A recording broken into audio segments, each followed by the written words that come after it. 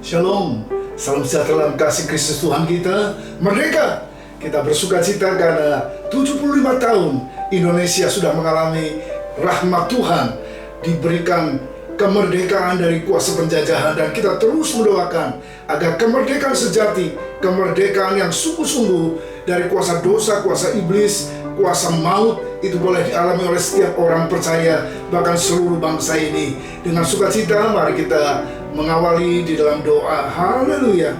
Bapa surgawi, anugerah-Mu besar dalam hidup kami, dan sungguh kemurahan-Mu lebih dari hidup. Kami mensyukuri apa yang Tuhan sudah buat bagi bangsa Indonesia. 75 tahun Tuhan sudah menganugerahkan hawa segar kemerdekaan yang boleh dihidup oleh anak bangsa ini melalui perjuangan para pahlawan, melalui rahmat Tuhan yang dahsyat yang menuntun perjalanan sejarah bangsa ini. Kami boleh melihat anugerah-Mu atas bangsa ini. Lanjut terus karya-Mu di tengah-tengah bangsa ini ya Tuhan, sehingga bangsa ini juga boleh mengalami kemerdekaan sejati di dalam Kristus, yakni kemerdekaan dari kuasa dosa, kuasa maut, dan kuasa iblis. Terima kasih Roh Kudus, dan sebentar kami rindu untuk mendengar kebenaran firman, menyapa hidup kami, agar hidup yang sudah dimerdekakan ini sungguh-sungguh bermanfaat, berguna, dan membangun bagi kemuliaan Tuhan. Pengurapan-Mu atas hamba-Mu, pengurapan-Mu atas kami sekalian. Haleluya. Yang sungguh mengasihi Tuhan dan percaya katakan amin, amin. Puji Tuhan. Saudara yang kasih Tuhan, 75 tahun yang lalu ada pekik merdeka, dan proklamator pada saat itu Soekarno-Hatta memproklamasikan bahwa Indonesia sudah merdeka dari penjajahan, baik penjajahan Belandakah, Jepangkah yang ratusan tahun menguasai bangsa ini. Saudara, tapi kita masih terus merindukan agar kita juga bisa dimerdekakan dari kuasa dosa yang mendatangkan hukuman yang kekal. Dan bersyukur Galatia pasal 5 ayat 1 berkata, di dalam Kristus, supaya kita sungguh-sungguh merdeka, Kristus proklamator agung itu sudah memerdekakan kita sekalian. Dan kita merdeka bukan untuk hidup dalam dosa, tapi untuk hidup bagi kemuliaan Tuhan, untuk hidup membangun dalam kasih. Dan dalam renungan kemerdekaan di minggu ini, kita merindukan ada hati untuk bangsa. Para pejuang saat itu merebut kemerdekaan dari penjajah. Dan kita yang hidup masa kini, kita boleh ikut kontribusi untuk membangun yang merupakan isi dari kemerdekaan tersebut. Dan bagaimana kita bisa berkontribusi nyata kalau kita punya hati untuk bangsa, hati untuk bangsa. Dan kita berkata kepada Tuhan, ini aku Tuhan, utus aku di tengah-tengah bangsa ini. Saudara, dalam perjanjian lama ada kisah yang menarik tentang seorang anak muda, kurang lebih usia 15 tahunan, ketika dia menghadapi goncangan. Yehuda, bangsa Yehuda waktu itu sudah diambang kehancuran, saudara. Dan Tuhan memanggil seorang anak muda, Yeremia namanya. Sebelum dia ada dalam kandungan ibunya, sebelum dia ada dilahirkan, Tuhan sudah mengenal dia dan menetapkan dia menjadi nabi bagi bangsa-bangsa. Yeremia 1 ayat 7 dan 8 berkata demikian, tetapi Tuhan berfirman kepadaku, janganlah katakan aku ini masih muda, tetapi kepada siapapun engkau kutus, haruslah engkau pergi, dan apa yang kuperintahkan kepadamu, haruslah kau sampaikan. Janganlah takut kepada mereka, sebab aku menyertai engkau untuk melepaskan engkau. Demikianlah firman Tuhan. Kurang lebih 40 tahun lamanya Yeremia melayani di tengah-tengah bangsa Yehuda, sebelum pembuangan ke Babel dan setelah pembuangan. Sebelum pembuangan ke Babel, Tuhan bersuara lewat nabinya memperingatkan, memberikan peringatan yang kuat, tegas, dan keras tentang malapetaka dan bencana yang akan dihadapi. Tapi setelah pembuangan di Babel, Yeremia tidak ikut ke Babel, tapi dia meneguhkan, menguatkan, dan melayani orang-orang yang tertinggal di sana, dan memberikan pesan pengharapan. Ada perjanjian baru dalam Tuhan bagi bangsa yang mau bertobat, berbalik kepada Tuhan. Dan itu tercatat dalam Yeremia pasal 30 dan 31. Nah saudara, bagaimana Yeremia bisa dipakai Tuhan? Orang percaya pun bisa dipakai oleh Tuhan. Ya, kita harus memahami kebenaran firman Tuhan dan punya beban untuk melayani bangsa ini, untuk melayani orang lain. Nah, jika kita tidak punya kerinduan untuk melayani Tuhan dan sesama, secara tidak langsung kita sedang melayani dunia, sistem dunia yang korup dan berdosa. Kita sedang melayani iblis, majikan lama kita. Ya. Orang percaya, orang beriman ditantang untuk melibatkan diri dalam melayani dan mengasihi Tuhan dan juga mengasihi sesama. Ya. Dan bagaimana sikap orang percaya untuk kita meresponi panggilan Tuhan dalam hidup ini? Yang pertama, Alkitab berkata, jangan suka berdalih. Jangan katakan aku ini masih muda.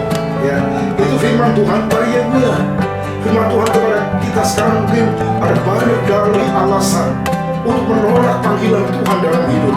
Saya belum ada waktu, saya masih sibuk, saya masih miskin, saya masih bodoh, saya belum cakap, saya belum mampu, saya belum ada waktu kebanyakan. Ya, jangan suka berdalih-dalih. Muka Tuhan atas Musa yang berdalih-dalih atas panggilannya untuk melepaskan bangsa Israel. Dan Tuhan juga berkata kepada Yeremia muda, jangan katakan aku masih muda. Jangan anggap enteng, jangan pandang remeh, jangan anggap sepele orang-orang muda. Tuhan bisa memakai orang muda dengan dahsyat.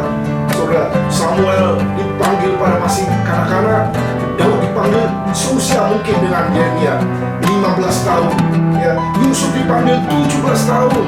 Yang paling penting bukan kondisi kita, kesiapan hati kita. Saudara, Yeremia dipanggil saat masih sangat muda. Ia dipanggil dan ditetapkan Tuhan untuk menjadi nabi bagi bangsa-bangsa di tengah-tengah kekafiran yang ada juga. Tetapi Yeremia merasa tidak layak, tidak pantas. Nah, seringkali kita tidak bisa berdampak dahsyat karena inferior, karena rasa rendah diri dan minder, merasa tidak sanggup, tidak layak, tidak bisa, tidak mampu. Bapak Ibu Saudara sekalian dikasih Tuhan, Allah akan mengubah keterbatasan dan kelemahan kita menjadi potensi yang dahsyat dan hebat ketika kita mau mengikuti rencana dan kehendak Tuhan dalam hidup ini. Ya, jadi yang pertama, jangan suka berdalih. Ya, jangan suka membuat alasan-alasan untuk menolak panggilan Tuhan. Yang kedua, mari berjalan dalam ketaatan. Haruslah engkau pergi, dan apapun yang kuperintahkan kepadamu, haruslah kau sampaikan sebagai penyambung lidah Tuhan kepada umat saat itu. Yeremia dituntut ketaatan, dan ketaatan merupakan sikap yang mau dan sukarela. Ya, ketika kita taat, maka disitulah Tuhan memperlihatkan kuasanya sehingga kita semakin bisa memahami rencana dan kehendaknya. Ketika kita berkata ya terhadap kehendak Tuhan, Tuhan memberikan kemampuan, Tuhan melengkapi kita dengan kesanggupan. Ada sebuah kisah panggilan Abraham dalam Kejadian 12 ayat 1. Ya, Tuhan berfirman kepada Abram, pergilah dari negerimu, dari sanak saudaramu, dari rumah bapamu, ke negeri yang akan kutunjukkan kepadamu. Saudara, Abraham belum tahu kemana Tuhan akan memimpin dan menuntun, tapi dia cocok dijuluki bapak orang beriman karena dia melangkah dalam ketaatan. Ya, Abraham belum dikasih tahu kemana dia harus pergi, tapi sekali lagi respon yang tepat, ketaatan mendatangkan berkat, ketaatan mendatangkan mujizat, ketaatan menghasilkan pimpinan Tuhan dalam hidup kita untuk menyertai dan menuntun langkah hidup kita. Yang ketiga, firman Tuhan berkata kepada Yeremia muda, ya, jangan takut, jangan khawatir, jangan bimbang, jangan takut kepada mereka. Sebab apa? Jaminannya dahsyat. Aku menyertai engkau untuk melepaskan engkau. Demikianlah firman Tuhan. Saudara, 40 tahun pelayanan Yeremia diwarnai dengan penderitaan, diwarnai dengan keluh kesah, diwarnai dengan segala hal yang buruk, aniaya, saudara. Tapi penyertaan Tuhan meneguhkan dia. Meskipun dalam 40 tahun pelayanan mungkin tidak ada hasil yang kelihatan, tapi dia terus setia memberitakan firman. Dia terus setia memperingatkan bangsa Yehuda saat itu, dan juga memberikan pengharapan ketika mereka sudah pupus harap, sudah putus asa. Saudara, dia memberikan pengharapan bahwa Tuhan yang berjanji adalah Tuhan yang menyertai, Tuhan yang hadir dan memberikan hari depan yang penuh dengan harapan. Ketika Tuhan memberikan perintah, percayalah, Dia sudah memperhitungkan semuanya. Dia tidak akan pernah meninggalkan kita berjalan seorang diri. 1 Korintus 10 ayat 13 berkata, Tuhan tidak akan pernah mencobai kita melampaui kekuatan kita, sebab Dia tahu kita, ya.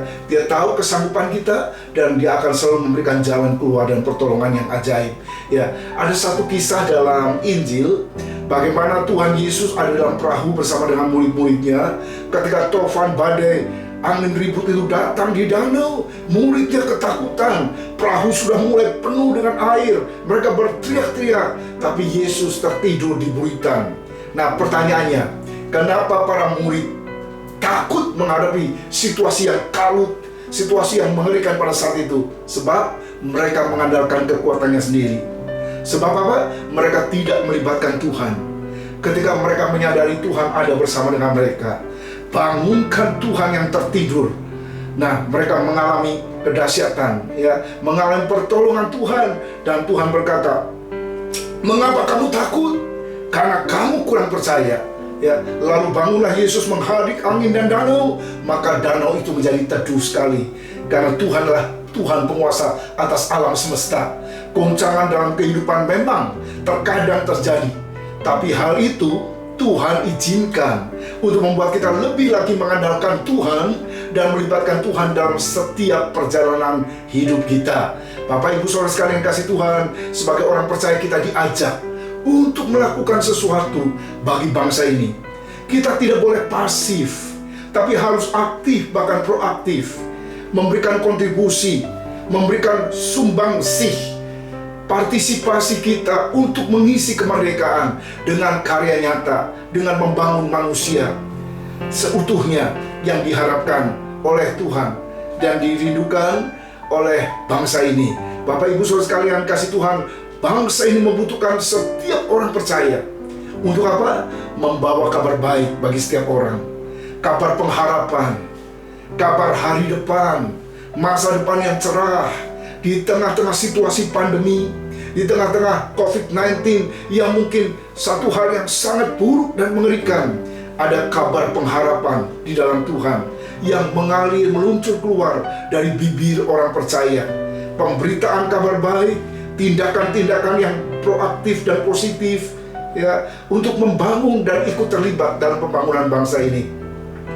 Maka percayalah, orang percaya akan dipakai Tuhan menjadi terang bagi bangsa ini, ya, sebagai bentuk pertanggungjawaban, dan janji Tuhan digenapi. Janji apa? Sebab aku ini, dalam Yeremia 29 ayat 11 Tuhan berkata, Aku Tuhan mengetahui rancangan-rancangan yang ada padaku mengenai kamu. Demikianlah firman Tuhan, yaitu rancangan damai sejahtera, bukan rancangan kecelakaan. Untuk apa? Untuk memberikan kepadamu hari depan yang penuh harapan. Mari kita lakukan sesuatu bagi bangsa ini. Yang utama dan terutama, terus beritakan kabar baik, terus menjadi saksi, terus menjadi berkat. Jika kita punya hati bagi bangsa ini, Alkitab mencatat kita akan berperan, ya. 1 Petrus 2 ayat 11 sampai 17 berkata demikian, ya. Di tengah-tengah minoritas, kondisi situasi sebagai orang-orang minoritas, tapi itu bukan berarti kita tidak bisa mengambil peranan yang positif.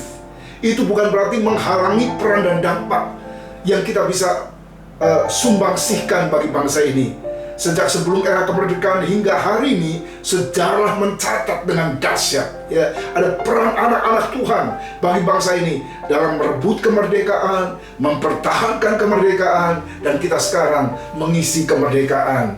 Petrus berkata demikian, saudara-saudaraku yang kekasih, aku menasihati kamu supaya sebagai pendatang dan perantau, kamu menjauhkan diri dari keinginan-keinginan daging yang berjuang melawan jiwa. Milikilah cara hidup yang baik di tengah-tengah bangsa-bangsa bukan Yahudi, supaya apabila mereka memfitnah kamu sebagai orang durjana, mereka dapat melihatnya dari perbuatan-perbuatanmu yang baik dan memuliakan Allah pada hari Ia melawat mereka.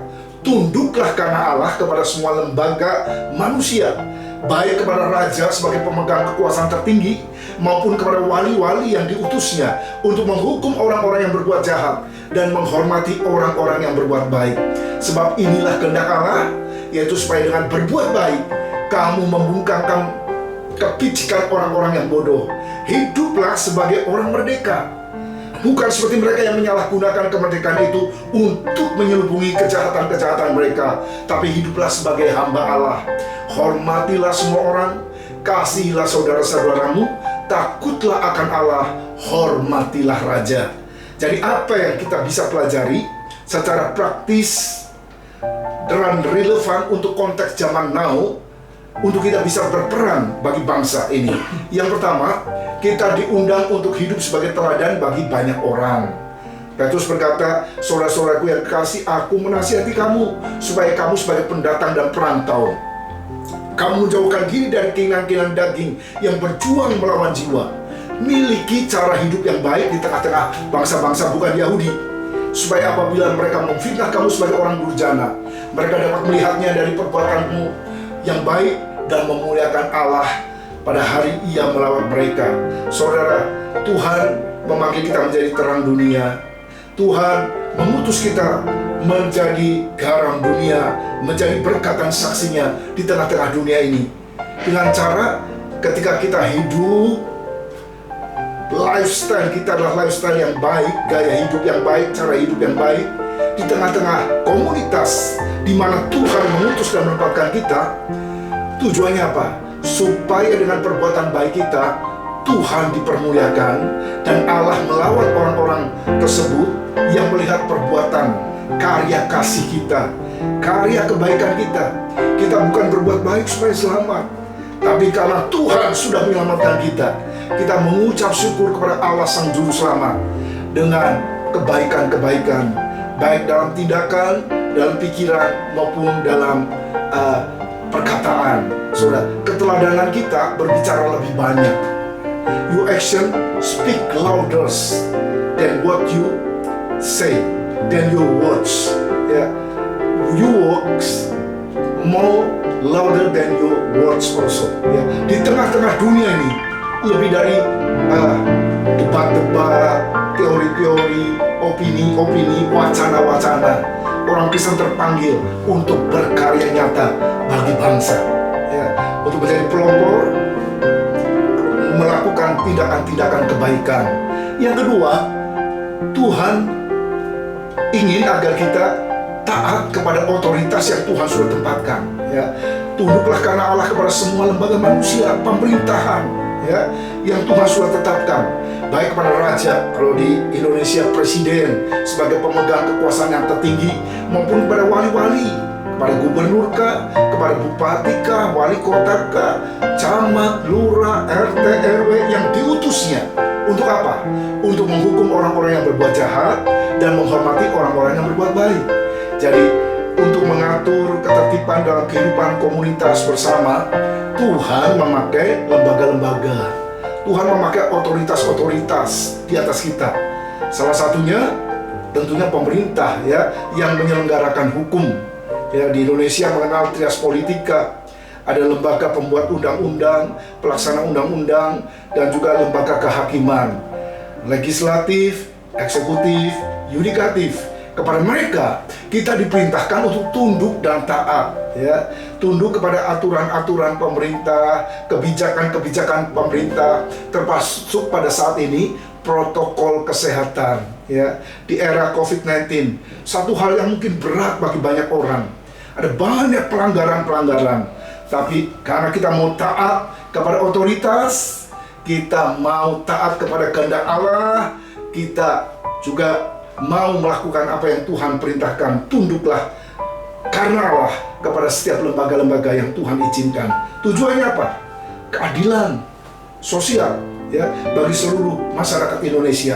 Yang jahat harus dapat hukuman, yang baik harus dapat penghormatan, ya. Bagian yang ketiga, yang terakhir ialah, saudara yang kasih Tuhan, kita harus melakukan love action, tindakan kasih, karya nyata yang didorong oleh kasih. Saudara, ini peluang dan kesempatan yang ada. Hormatilah semua orang, kata Petrus, ya. Kasihlah saudara-saudaramu, takutlah akan Allah, dan hormatilah raja. Hari-hari ini, di tengah-tengah situasi pandemi, ada banyak peluang dan kesempatan untuk kita bisa melakukan kasih dan kebaikan kepada sesama, ya, yang merupakan wujud dari ketaatan kita. Cara kita mengasihi bangsa ini adalah jelas melakukan tindakan kasih yang nyata. Kita bisa bekerja sama dengan berbagai pihak, baik lembaga pemerintahan maupun ormas atau dengan swasta, dan dengan langkah-langkah sederhana yang kita bisa lakukan sendiri untuk masyarakat sekitar kita, untuk tetangga, untuk orang-orang yang kita kenal, keluarga yang hari-hari ini membutuhkan kepedulian kita, uluran tangan kasih kita, pemberian nyata kita, ya, sedikit tapi berbagi. Kita sama kekurangan, kita sama dalam pergumulan, tapi kita bisa berbagi kepada mereka. Bapak Ibu Saudara sekalian dikasih Tuhan, dengan nasihat dari Petrus ini, maka orang percaya diaspora yang tersebar di daerah Romawi, di Afrika Utara, di Eropa, di Asia, diharapkan mereka hidup menjadi saksi dan hidup menjadi berkat bagi kemuliaan nama Tuhan. Khususnya di Indonesia, hari ini ada tantangan bagi generasi zaman kita. Memasuki 75 tahun kemerdekaan, apa yang sudah kita buat bagi bangsa ini? Kita dilahirkan di Indonesia. Sudahkah Indonesia lahir di hati kita? Kita menikmati air dari tanah Indonesia. Kita menikmati makanan dari tanah Indonesia. Indonesia tanah air beta, tanah air saudara. Mari kita berbuat sesuatu bagi bangsa ini. Apa yang kita bisa lakukan bagi bangsa ini? Lakukan dengan tulus karena Tuhan. Dan saudara, kalau dulu ada pahlawan-pahlawan untuk merebut kemerdekaan, hari ini Indonesia membutuhkan pahlawan juga.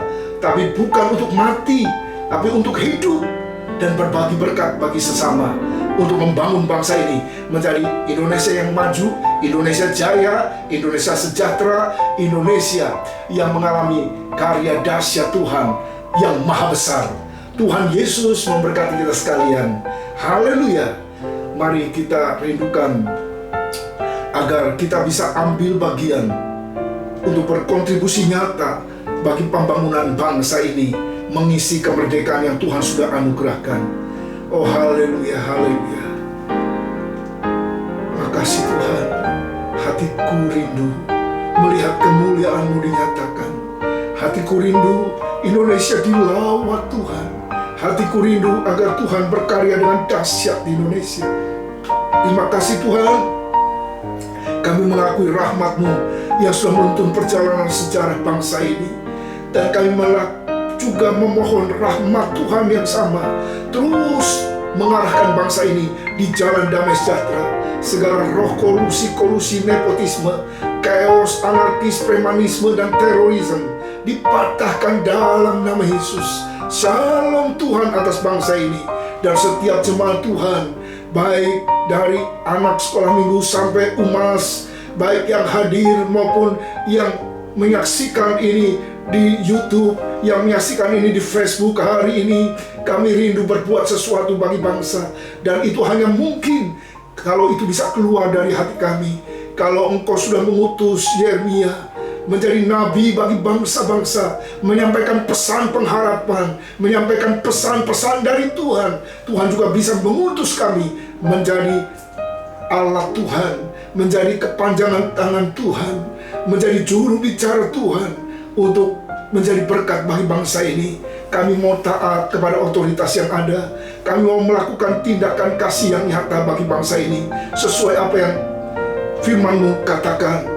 Tuhan terus tuntun bangsa ini mengalami kemerdekaan yang sesungguhnya, sejati di dalam Tuhan sendiri, Sang Proklamator Agung, Sang Pembebas sejati, yang bisa membebaskan seluruh umat manusia dari hukuman dosa, hukuman maut, dan kuasa iblis. Terima kasih Bapa yang baik. Kalau di antara kami sekalian sedang mengalami beban berat, yang mengalami tekanan-tekanan tindisan berat dalam kehidupan, dan kami percaya kuasa pembebasan Tuhan berlaku di tengah-tengah kami. Kami percaya kebenaran firman memerdekakan kami, kehadiran Roh Kudus menjamah dan memberikan kemerdekaan dalam hidup kami. Di dalam nama Yesus, berkat-Mu atas kami sekalian, dan kami mensyukuri karena janji-Mu menyertai kami.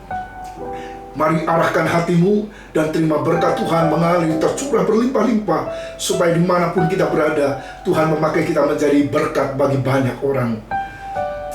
Kiranya berkat Abraham, Ishak, dan Yakub, berkat atas roh, jiwa, dan tubuh, berkat hari ini, esok, dan selamanya, tercurah berlimpah-limpah di dalam nama Bapa, Putra, dan Roh Kudus, di dalam nama Tuhan Yesus Kristus. Yang sungguh meyakini dan percaya katakan amin. Amin, puji Tuhan. Tuhan Yesus memberkati. Nah, saudara, dalam minggu-minggu ini juga kita akan kembali melakukan karya kasih diakonia. Jadi kalau ada di antara Bapak Ibu Saudara sekalian yang ikut ambil bagian, bisa mentransfer untuk pelayanan kasih diakonia. Kita akan salurkan baik kepada jemaat-jemaat yang membutuhkan di internal kita maupun kepada masyarakat yang ada. Tuhan Yesus memberkati kita sekalian. Merdeka!